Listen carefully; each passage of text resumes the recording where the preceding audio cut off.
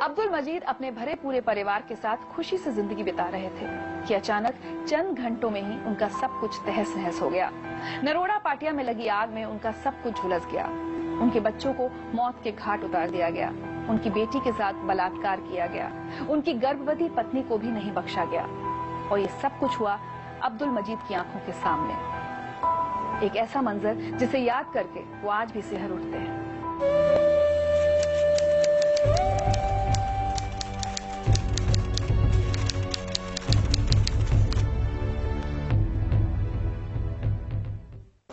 मजीद भाई, 28 फरवरी 2002, 10 साल पूरे होने को हैं, लेकिन आपकी यादें अभी भी ताजा हैं और बहुत बुरी यादें हैं।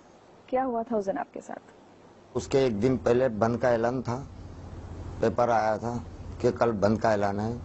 तो क्यों बंद का ऐलान? हमने पूछा होटल पे जाके बाहर, बोले गोधराखंड में रेलवे जली ना, उसके बारे में। अच्छा, उधर हुआ है, इधर तो कुछ नहीं होएगा, बंद का ऐलान है। तो जुमेरात का दिन था, बंद के ऐलान में लोग ने ऐसा काम कर गए। 25-25 हजार इंसान के टोले इधर से कृष्णा नगर से और इधर कुबे नगर से, इधर नरोड़े से, सब भेगी होके आ रहे थे। किसी के हाथ में लकड़ी है, किसी के हाथ में तलवार है, किसी के हाथ में कुड़गल है, किसी के हाथ में चवने की थैली है। जय श्री राम का नारा लगा रहे हैं, केसरी पट्टी बांधे हैं सर पे, पियले हैं, खायले हैं। क्या बात है। वहां पर जो एसटी वर्ग के सामने वो कोटनानी मायावती जो बड़ी है बीजेपी की, जैसे वो कोटनानी है ऐसे ही धमाल चालू। हमने बोले यार ये तो हंगामा जोरदार है। तो जैसे हमारे ऊपर आने लगे, हमारे पास तो हथियार खुद नहीं थे। लेडीज जेंट्स देख रहे थे खड़े रह के मिलने के कि भाई चलो अंदर, औरतें बच्चों को लेके चलो, ये तो टोला बहुत जोरदार आ रहा है। वहां पर एक मद्रासी का एक अपंग लड़का दुकान लगा के बैठा था गल्ला, उसने बंद करने के चक्कर में था, उसको जिंदा गल्ले के साथ जलाए पहले स्टार्टिंग। दूसरे आसिया का आदमी था, उसको पेशाब के जगह पे मार के इन्हें खलास कर दिए, काट के फेंक दिए। तो हमने वो देखकर हमने परेशान हो गए। तो हम लोग सीधा हमारी बीवी बच्चों को लेके चलते चलते मेरा 3-4 बज गए। उसमें इन्हें दोपहर का टाइम खत्म हो गया, 4 बज गए। मकानों को लूटना, जलाना, ऐसा करने लग गए। बोले ऊपर से ऑर्डर आ गया, सबको, मुसलमान को एक भी नहीं बचना चाहिए, सबको खलास करेंगे। देखो अभी 1-2 कलाक में क्या होता। तो उतने में बोमा बम होने लगी। 7 बजे का टाइम, हम नीचे जाके देखते तो हमारे बीवी बच्चे वहां पे नहीं है। फिर हम भटकते और ढूंढते ढूंढते गए तो हमारा वहां पर बीवी बच्चे जलने लगे हमारे। फिर हमने वहां से वापिस आया, हमारी सुफिया बोल के थी, उसको बचाने के लिए गया। फिर हमारे को वार हो गया, तलवार से हमको मारे, हम बेहोश हो गए 2 कलाक, सर फूट गया पूरा। हम बोले कि मर गया बोलकर वो लोग छोड़ दिए हमको, हम बच गया अल्लाह के करम से। फिर हमने जवान नगर में अंदर आ गए, वहां से गंगोत्री नगर से। तो हमारा लड़का और 2 फैमिली, बीबी बानू का आदमी, वो लोग जल के पानी की टाकी में डूब रहे थे, रो रहे थे बहुत खराब। मैं बोला याशीन बेटा, अब्बा बोलते ही मैं बोला मेरा बेटा मिल गया।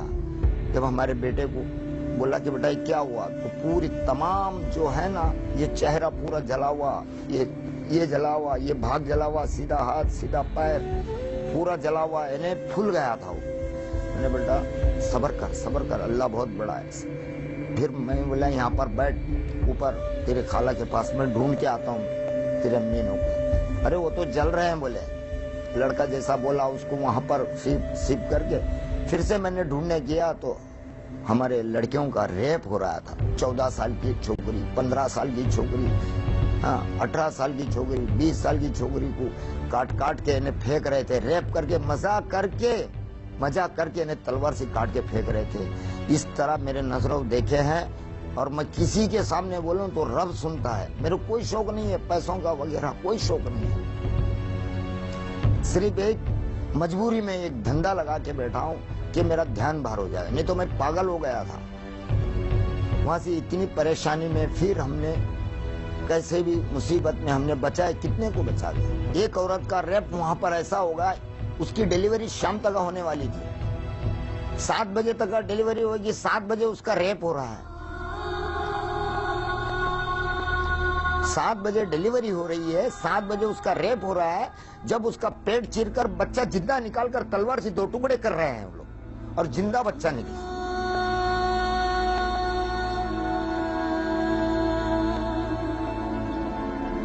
तलवार से पेट चीरकर बच्चा निकाल के 2 टुकड़े करे, हमारे नजरों से देखते हुए। 4-5 साल का लड़की क्या की,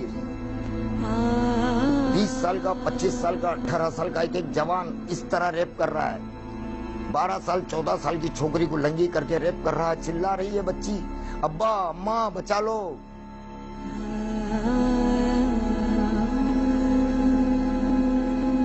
जिसको देख रहे हैं मजिद भाई, चाचा बचा लो, हम क्या बचा सके। ये नजर देखें, रब को सुना रहे, हमारे आंसू निकल निकल के खून निकल गया है। मेरे बीवी बच्चे, 3 लड़के 3 लड़कियां और मेरी बीबी ये मर गए हैं। हमारा लड़का पूरा 20% जला हुआ है, यासीन। और इस हालत में हम बहुत गम आता है। रोटी खाई नहीं जाती, हमको खाना नहीं खाया जाता, चैन से नींद नहीं होती।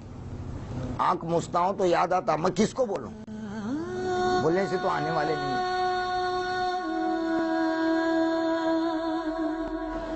आज भी डर लगता है? हमको डर यही है कि ये लोग कभी भी हमला कर सकते हैं हमारे ऊपर। 2 वक्त धमकी मिली है, मेरे को धमकी मिली है, दूसरों का हम नहीं बोल सकते। आपके ऊपर उसके बाद भी जानलेवा हमला हुआ है? हाँ, उसके बाद भी हुआ है, 2 फेरी। एक रास्ते में हुआ है, 2 फेरी मेरे घर पे हुआ है। ऐसा क्या हुआ था? यही कि बोले पैसा ले लो कि नाम नहीं बताने का। सरकार तो क्या दी है, 35 लाख दिए, हम 4 करोड़ रुपया देगा एक को बोलने का। नाम नहीं बोलने का? नाम नहीं बोलने का कोर्ट में। हमने तो नाम बता दिया, हमको रुपया प्यारा नहीं है, हमारे बीवी बच्चे प्यारे हैं, हम झूठ क्यों बोले। क्या किया अपने आप को संभालने के लिए कि रोज याद ना आए? सब्र कर रहे हैं। आपको लगता है सब्र का फल मिलेगा? मिलेगा। हम तो जज साहब को बोला है कि जज साहब इसका अंत यही आएगा, जिसने करा है उसको सजा मिलना चाहिए, कि आइंदा से नहीं कर सके। और गुजरात के अंदर क्या कहीं भी कोई भी गांव में भेदभाव नहीं होना चाहिए।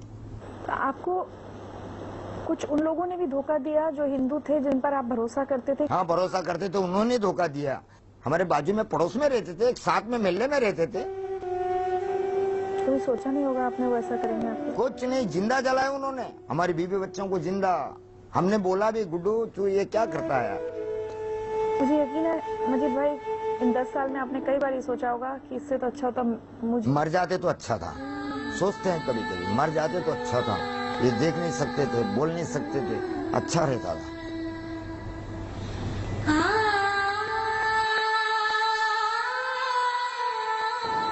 आज आपके मन में नफरत है दूसरे धर्मों के लिए? नहीं नहीं, मैं कर्नाटक में हिंदू के साथ भी रहा, हमारे सेठ के साथ भी रहा। गीता पढ़ता था मैं कन्नड़ी में, पूरी गीता पढ़ के बताया कोर्ट में भी। ओम शवना बोतो शवनो बुनतो साविरन करवा भे ए जस्तिना वदीतमस्तो ओम शांते शांते ही। मैडम ये बात है, हमको क्या है, हक मिलना चाहिए गुजरात के अंदर, कहीं भी भारत के अंदर। बस मेरा कसूर ये कि मैं मेरी बीवी बच्चों को, मेरे मोहल्ले वालों की जान की रिक्वेस्ट कराई है, मेरा कसूर। तो मैं कोई फोटो खिंचाया नहीं हूँ, तो मेरा को इलम भी नहीं इस बात का कैसा कुछ हो रहा है। हमारे पे तो क्या बीत रही थी हम ही जान रहे हैं।